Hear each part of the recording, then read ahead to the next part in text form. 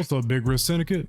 It's your man Joey, and today we're looking at a watch that I found on the Berny website, the AM127M. And speaking of Berny, yes, I'm still rocking my Berny AM127M.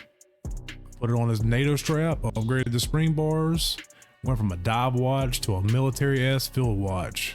I absolutely love the aesthetic of this thing, and this is my daily beater. But honestly, this thing is less of a timekeeper and more a blunt force weapon. But before we get into this blue beast, let's take a quick history detour. We got to talk about field and pilot watches. Now, back in the day, we're talking World War II era, pilots needed watches that were massive. Why?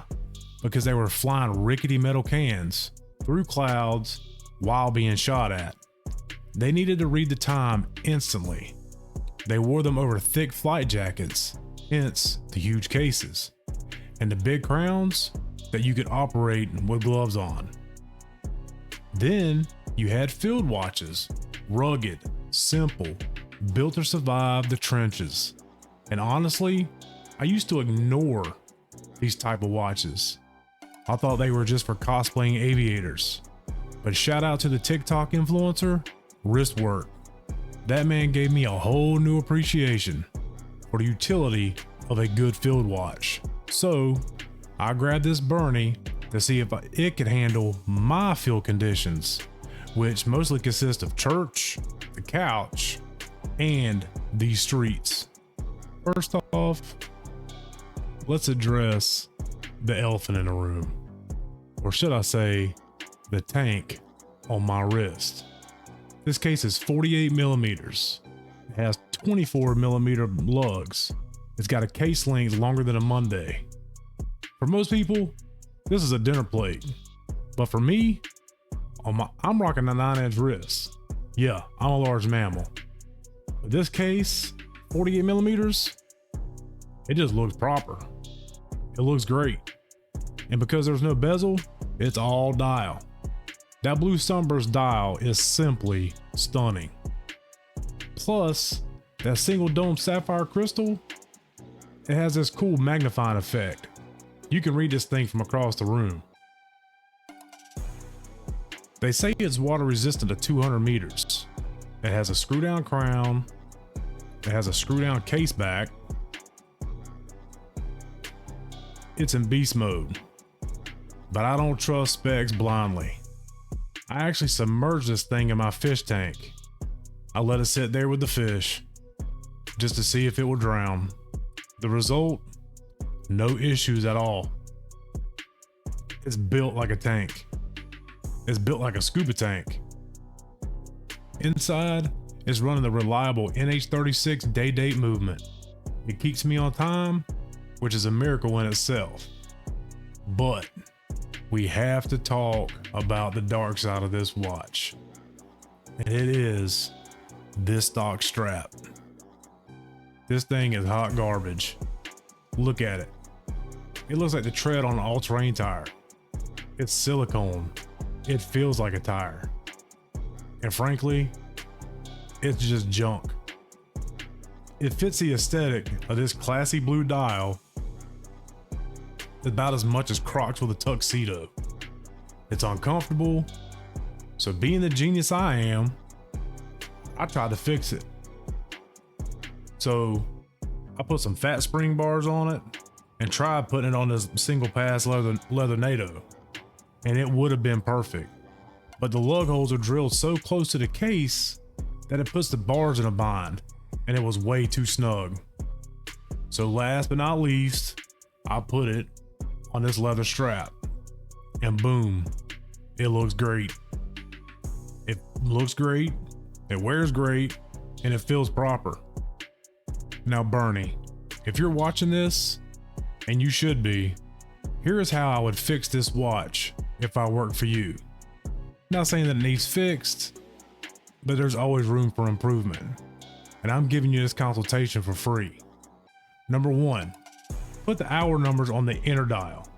and have the hour hand land right on them every hour.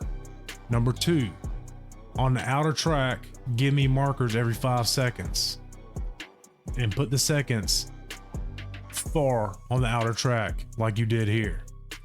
Pretty much take what you did here, give it the Missy Elliott, flip it and reverse it. Number 3, I want a longer minute hand that actually reaches the marks and a longer second hand that glides along that outer track.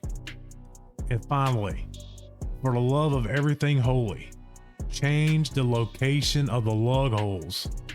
Give us a gap. Let us use NATO straps or a leather strap without fighting it. And while you're at it, drilled lugs. Every field watch should have drilled lugs. Now let's talk about the loom. The loom, there's nothing to write home about.